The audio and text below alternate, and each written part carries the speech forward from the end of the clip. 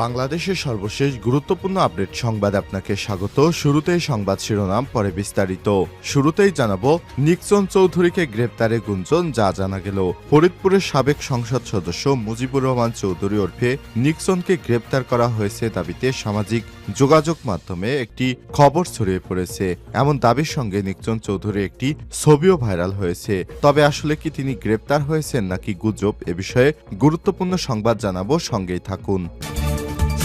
এরপর জানাবো, থানা থেকে যুবদল নেতাকে ছিনিয়ে নিল বিএনপির নেতাকর্মীরা। মুন্সিগঞ্জের শ্রীনগরে গ্রেপ্তারের পর ফৌজদারি মামলার এজাহারভুক্ত আসামি যুবদল নেতা তরিকুল ইসলামকে 40 ছিনিয়ে নিয়ে গেছে বিএনপির নেতাকর্মীরা। গত শুক্রবার গভীর রাতে শ্রীনগর থানায় হট্টগোল করে তারা ওই আসামিকে ছিনিয়ে নিয়ে যায়। এদিকে মিত্রদেরও পাশে চায় বিএনপি, দ্রুত নির্বাচনের দাবি। অন্তর্বর্তীকালীন সরকারের অধীনে স্থানীয় সরকার নির্বাচন চায় না বিএনপি। দলটি চায় সরকার নির্বাচনমুখী প্রয়োজনীয় সংস্কার কার্যক্রম শেষ করে দ্রুত জাতীয় নির্বাচনের ব্যবস্থা করুক। জানাবো, ঢাবি পোর্টালের তথ্য হ্যাকারদের হাতে। ঢাকা বিশ্ববিদ্যালয় ঢাবির অনলাইন পোর্টাল হ্যাক করার মাধ্যমে সম্প্রতি প্রায় 70 গিগাবাইট ডেটা হাতিয়ে নেওয়ার দাবি করেছে হ্যাকাররা। এতে শিক্ষক, শিক্ষার্থী, কর্মকর্তা, কর্মচারী, এলামাইন সহ প্রায় 20,000 ব্যবহারকারীর ইউজার আইডি ও পাসওয়ার্ড, বিভিন্ন ব্যক্তিগত গোপনীয় তথ্য হ্যাকারদের হাতে চলে গেছে বলে ধারণা করা হচ্ছে। এদিকে সীমান্তে বিজিবি বিএসএফ ফের উত্তেজনা। লালমনিরহাট পাটগ্রাম উপজেলা দোহগ্রাম সীমান্ত আইন লঙ্ঘন করে কাঁটাতারে বেড়া দিয়েছে ভারতীয় সীমান্তিরক্ষী বাহিনী বিএসএফ। গতকাল বিজিবির বাধা উপেক্ষা করে বিপুল সংখ্যক ভারতীয় শ্রমিকদের কাঁটাতারে বেড়া নির্মাণ করে ভারতীয় সীমান্তিরক্ষী বাহিনী বিএসএফ। এই ঘটনায় দোহগ্রাম সীমান্তে বিজিবি ও বিএসএফ এর মধ্যে ফের উত্তেজনা বিরাজ করছে।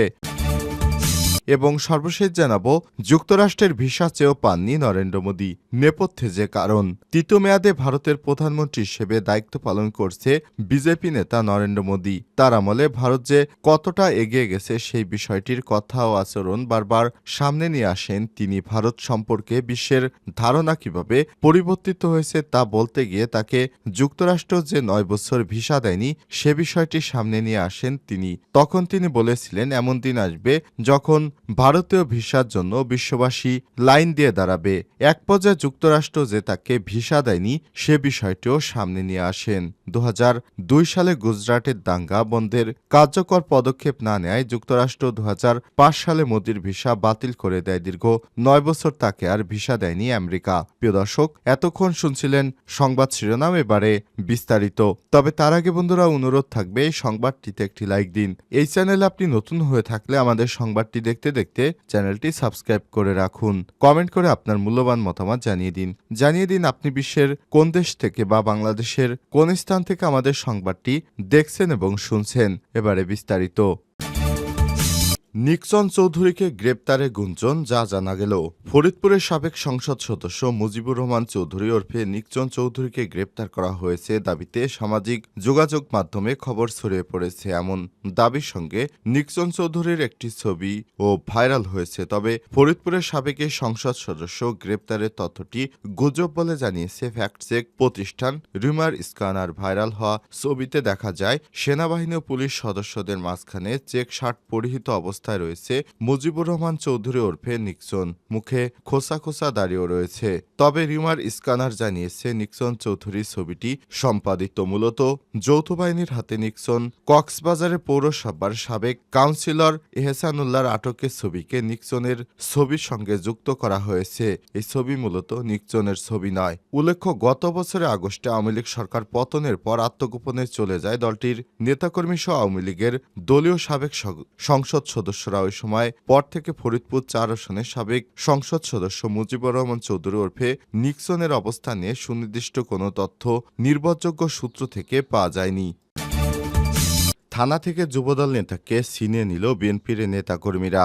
মুন্সিগঞ্জের শ্রীনগরে গ্রেপ্তারের পর ফৌজদারি মামলার এজাহারভুক্ত আসামি যুবদল নেতা তরিকুল ইসলাম 40কে ছিনিয়ে নিয়েছে বিএনপির নেতাকর্মীরা। শুক্রবার 10 জানুয়ারি রাত 10টার দিকে শ্রীনগর থানায় হট্টগোল করে ওই আসামিকে ছিনিয়ে নেয় বিএনপির অর্ধশতাধিক নেতাকর্মী। পুলিশ ও প্রত্যক্ষদর্শী সূত্র থেকে জানা গেছে, শ্রীনগর উপজেলা যুবদলের আহ্বায়ক কমিটির সদস্য মোহাম্মদ তরিকুল ইসলামকে শুক্রবার সন্ধ্যায় শ্রীনগর বাজার থেকে গ্রেপ্তার করে পুলিশ থানায় নিয়ে আসে তরিকুল। শ্রীনগর থানায় গত 19 সেপ্টেম্বর দায়েরকৃত 17/11 24 নং মামলার এজাহার নামীয় আসামি মুন্সিগঞ্জ পুলিশ সুপার শামসুল আলম সরকার বিষয়টি নিশ্চিত করেছেন। এই ঘটনায় অতিরিক্ত police super Srinagar circle Mohammad Anisur Rahman জানান, একটি মারামারির মামলায় শুক্রবার তরিকুলকে গ্রেপ্তার করে থানায় নিয়ে আসে শ্রীনগর থানা পুলিশ। রাতে শতাধিক বিএনপির নেতাকর্মী থানায় উপস্থিত হয়ে তাকে ছেড়ে দেওয়ার জন্য পুলিশকে চাপ দেয়। সময় অসম্মতি জানালে এক পর্যায়ে হট্টগোল করে পুলিশের কাছ থেকে তাকে ছিনিয়ে নিয়ে যায়। মুন্সিগঞ্জ পুলিশ সুপার শামসুল আলম জানান, ছিনিয়ে নেওয়া আসামিসহ যারা এই ঘটনায় জড়িত তাদের আইনের আওতায় আনার চেষ্টা চলছে। শ্রীনগর থানার অফিসার ইনচার্জ কাইমুদ্দিন চৌধুরী জানান, সত্যতা স্বীকার করে বলেন, পুলিশি বাধা উপেক্ষা করে এই ঘটনা ঘটানো হয়েছে। পুলিশের পক্ষ থেকে অতিরিক্ত বল প্রয়োগ করা হলে পরিস্থিতি আরও খারাপ হতে পারত। তরিকুল শ্রীনগর উপজেলা যুবদলের আহ্বায়ক কমিটির সদস্য বলে জানা গেছে। সে মুন্সিগঞ্জ শ্রীনগর উপজেলা দেউলভোগ এলাকার বাসিন্দা। মিত্রদেরও পাশে চায় বিএনপি, দ্রুত নির্বাচনের দাবি। অন্তর্বর্তীকালীন সরকারের অধীনে স্থানীয় সরকার নির্বাচন চায় না বিএনপি। দলটি চায় সরকার নির্বাচনমুখী প্রয়োজনীয় সংস্কার কার্যক্রম শেষ করে দ্রুত জাতীয় নির্বাচনের ব্যবস্থা করুক। তাদের দাবি, পতিত ফ্যাসিবাদ ও তাদের দোসরদের চলমান নানা ষড়যন্ত্র মোকাবেলায় নির্বাচিত সরকারের বিকল্প নেই। এ দাবিতে সভা, সেমিনার সহ নানাভাবে সোচ্চার হয়েছে দলটি। সরকার দ্রুত সুনির্দিষ্ট রোডম্যাপ না দিলে আগামী ফেব্রুয়ারি-মার্চ নাগাদ কর্মসূচি নিয়ে মাঠে নামার পরিকল্পনা রয়েছে দলটির। বিএনপি এখন দ্রুত জাতীয় নির্বাচনের দাবিতে ফ্যাসিবাদ বিরোধী যুগপৎ আন্দোলনের শরিক সমমনা দল ও জোটগুলোকে পাশে চায়। দলটির প্রত্যাশা, সভা, সেমিনার, মানববন্ধনের মতো কর্মসূচি জোট শরিকরাও সোচ্চার হোক। গত শুক্রবার দুপুরে রাজধানীর জাতীয়তাবাদী সমমনা জোট নেতাদের সঙ্গে বৈঠক করে বিএনপির পক্ষ থেকে এই বিষয়টি তুলে ধরা হয়েছে। বৈঠক সূত্র থেকে জানা গেছে, সম্প্রতি সময়ে জাতীয় নির্বাচনের আগে স্থানীয় সরকার নির্বাচনের বিষয়টি বিভিন্নভাবে আলোচনায় এসেছে। বিএনপির ভিন্ন মত, এ ধরনের সরকারের অধীনে জাতীয় নির্বাচন হওয়ার নজির নেই। এটা করলে এর সময়ক্ষেপণ হবে, ফলে জাতীয় নির্বাচন বিলম্বিত হবে। আর জাতীয় নির্বাচন যত বিলম্বিত ঘটবে দেশের সংকট ততই বাড়বে। তাই এখন সরকারের উচিত বিদ্যমান রাজনৈতিক পরিস্থিতির আলোকে জন আকাঙ্ক্ষাকে প্রাধান্য দিয়ে জাতীয় নির্বাচনের দিকে দৃষ্টি স্থির করা।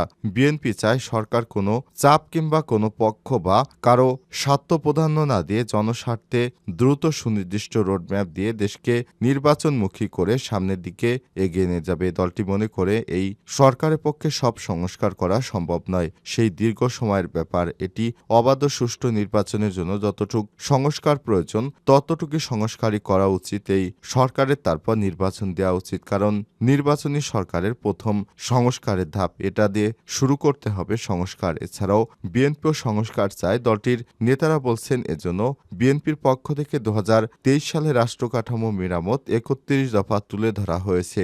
জনগণের ভোটে বিজয়ী হয়ে ক্ষমতা গেলে ফ্যাসিবাদ বিরোধী যুগপৎ আন্দোলনের শরিকদের নিয়ে জাতীয় সরকার গঠন করে তা বাস্তবায়ন করবে বিএনপি। ঢাবি পোর্টালের তথ্য হ্যাকারদের হাতে। ঢাকা বিশ্ববিদ্যালয় ঢাবি অনলাইন পোর্টাল হ্যাক করার মাধ্যমে সম্প্রতি প্রায় 70 গিগাবাইট ডাটা হাতে নেওয়ার অভিযোগ হ্যাকারদের। এতে শিক্ষক, শিক্ষার্থী, কর্মকর্তা, এলামাইন সহ প্রায় 20,000 ব্যবহারকারী ইউজার আইডি, পাসওয়ার্ড এবং বিভিন্ন ব্যক্তিগত ও গোপনীয় তথ্য হ্যাকারদের হাতে চলে গেছে বলে ধারণা করা হচ্ছে। এছাড়াও সার্ভারের ইএনভি ফাইলে বিশ্ববিদ্যালয়ের ডাটাবেজের ক্রেডেনশিয়াল সংরক্ষিত থাকার মূল ডাটাবেজের একটি কপিও হ্যাকাররা হাতিয়ে নিয়ে থাকতে পারে বলে আশঙ্কা করা হচ্ছে। এক্ষেত্রে বিশ্ববিদ্যালয়ের সবার ব্যক্তিগত বিভিন্ন তথ্য হ্যাকারদের আয়ত্তে চলে যাওয়ার সুযোগ রয়েছে। এর মধ্যে গত 24শে ডিসেম্বর হ্যাকারদের সিস্টেম বিডি অ্যাডমিন অফিসিয়াল নামের একটি টেলিগ্রাম চ্যানেলে জানানো হয়, সিস্টেম বিডি কর্তৃক ঢাকা বিশ্ববিদ্যালয় ডাটাবেজ 70 জিবির বেশি ফাঁস করা হবে।